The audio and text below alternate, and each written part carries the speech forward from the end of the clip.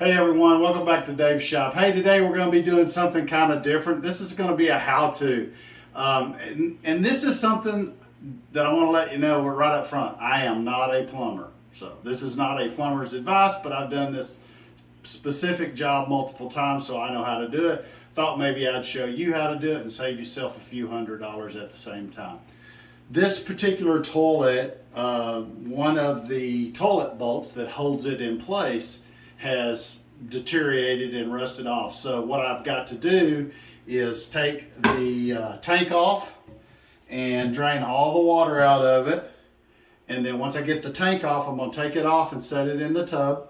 I'm going to loosen the other toilet bolt so that I can lift this toilet completely off the floor. I'll set it in the tub temporarily while I clean the area. And then I'm going to show you what an item I picked up at Home Depot. It's a waxless toilet ring. Super easy to install. Comes with 2 new toilet bolts, and I'll show you how to get that installed and save yourself some money at the same time. Now, this is a unique item that I hold in my hand here. It's basically a kid's water squirting tool that I picked up at the dollar store, but it works really well, and they make some other devices you can get to remove water. But one of the things that you're going to want to do is, if you see that after you've flushed the toilet, you still have water in the tank, and since we have to remove all the water from there, otherwise it's going to be in the floor, I use this little tool and till I remove all the water, and I just put it in there. You also have water actually right here. So when you remove this bottom base from the floor, if you don't have this water removed, it's going to be on the floor too. So I'll also use this tool and remove as much of this water as possible. And then once I get it all removed, I'm going to show you how to take the stuff apart. Okay, we're back. Hey, I wanted to show you real quick. You've already seen my special water removal tool. And I wanted to show you the tools that you're probably going to need to be able to pull this toilet. You need a 1/2 inch open end wrench. You could use that. Or I think it's easier to use a 3/8 drive 1/2 inch deep socket with ratchet. The tank bolts, as you can see, they're right here. And you'll see them on both sides. They got a black washer on them. They go all the way through this part of the toilet, and they're up underneath, and they have that 1/2 inch nut and washer on the other side. So this is why the deep socket comes into play, because you're going to want to take this tank off before you pull the bottom.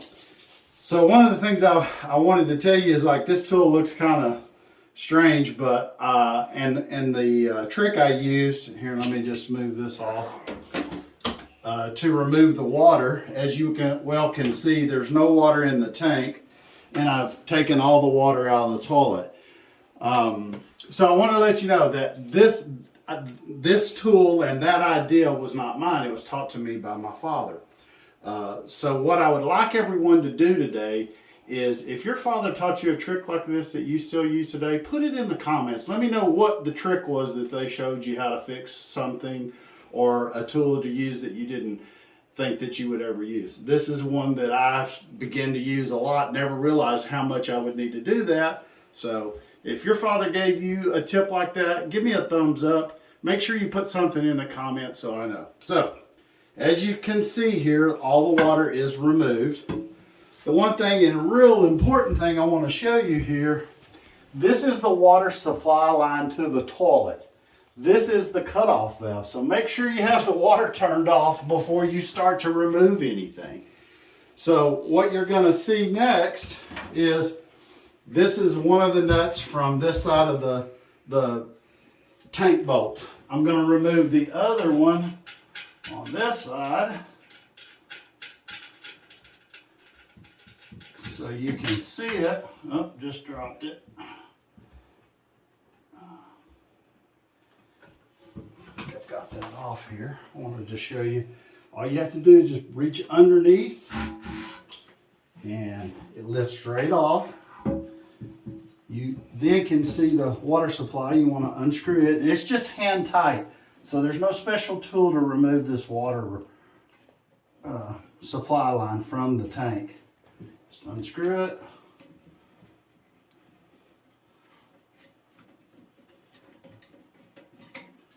And you see you got a little water, but that's all there is. Lift the tank off the toilet. You've removed the tank. What I always tell everybody too is lay it down flat in the tub so that nothing breaks. And you can now see the other end of the tank bolts. So that's what I removed the 1/2-inch nut from. Okay, so now that you've got this off, there is, I don't know if you can see here, but this is the side that was rusted off. There is another one on the other side, and hopefully you can see it still there. I'm going to remove that, and then I'll show you how to lift the toilet off the floor. Okay, so one last tool I forgot to show you. You may need also a 7/16 inch open end box end wrench for the bolt nuts that actually bolt the toilet to the floor. Okay, so I've already removed those. Like I said, one side was rusted off. You may also have to do this same job if for some reason your wax ring around the toilet starts to leak water out from underneath the toilet. It shouldn't do that. Occasionally you will have to replace those wax rings. Let me show you what I purchased at Home Depot.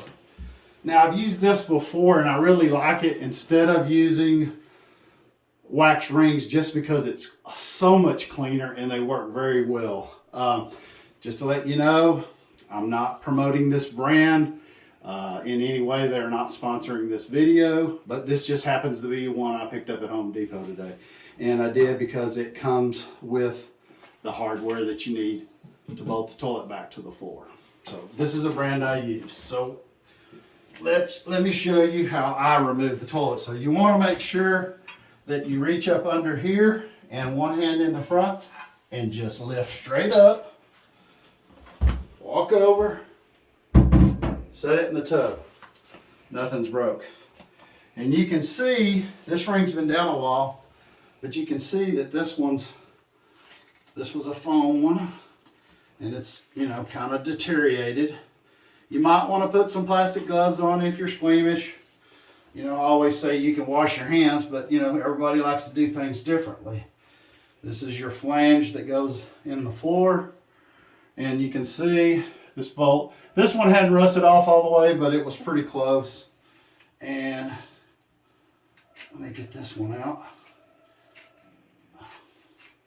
Just slides around the ring. Okay, and then you can see this one. This is the one that rusted off. Okay, so these are going to be replaced. Let me get this cleaned up here, and then I'll show you how to put these bolts back in place and reset the toilet. So here are the two closet bolts. They call these closet bolts if you want to know. They come with a metal washer and a plastic washer and two nuts. So how you install this is the actual ring that's soldered to the drain pipe that your commode sits on. And if you can look here, you'll see that you got a square slot. So you just set it in here, you can turn it sideways, and then you adjust it so that you have one on each side, and you use this little plastic washer, kind of like holds it in place so that you're going to line it up so that when you set the commode back down over it, they're in the right spot and they're held in place until you get a nut on them. Okay, so this is the actual toilet bowl ring, and I wanted to show you, you have a hole here and a hole here, and that's what you're going to line those up with the closet bolts. You want to make sure that the foam is up and the little tube is down. So it's super easy. You just line it up with the toilet bolts on each side and set it in place. That's it. See, that's why you want to use something like this, because it's so much cleaner than using a wax ring. If you were to have pulled your toilet and say it had wax ring, you want to take like a putty knife and scoop all the wax and stuff and clean around it before you put this back on. So now that I have this in place, I'm going to line up the actual bottom of the toilet and set it back on the closet bolts, and then put the metal washers and nuts, and we're going to tighten it down and get it in place, then put the tank back on and attach the water supply, and I'll show you that in just a sec. Okay, so I've set this toilet bowl back down on the floor, and you can see that the bolts will just line up. You're going to use a nut and a metal washer. So the metal washer goes on first, then the nut. You want to use a box end 1/2 inch ring, not 1/2 inch, 7/16, and you want to evenly tighten both sides. You know, do 2 or 3 turns on one side, 2 or 3 turns on the other, and you can see this just slides over, and you want to be able to feel that because you want it to be even. You want it to be snug where, you see, it doesn't rattle or move on the floor, but not too tight. If you really go to cranking down on them, you can crack the bottom rim, and so you don't want to do that. So just, you know, less is better. You know, if it's a little bit loose, you know, do a 1/2 turn until you get it snug where it's not moving, see? And then you can put the tank back on. So we're going to do that next. You can see I've got the tank. There's the tank bolts. They line up with those 2 holes right there. You also see that there's a gasket on the bottom. If you hadn't taken these off in a while, you might want to replace that tank gasket too. And you just line these up.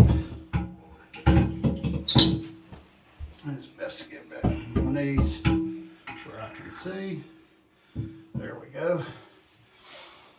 And then you'll use your 1/2 inch metal washer and rubber washer and nut. We'll bolt those 2, and same thing. Don't go too much, just go until it's snug and then stop. Once you get through with that, you can reach down here, reattach your supply water line to the bottom, and turn the water on. Let this fill up. You may have to flush a time or 2. Fills the toilet up. You want to make sure you don't have any water running out from underneath the toilet. Put the lid back on, and like I said, you saved yourself several $100s. This might look intimidating, but trust me, it's not. It's really easy, and most guys and girls can do this. So hopefully this was helpful for you, and hopefully it saves you some money. If it does, give me a thumbs up. See you next time. Don't forget to share with your friends and family, and subscribe. Thanks.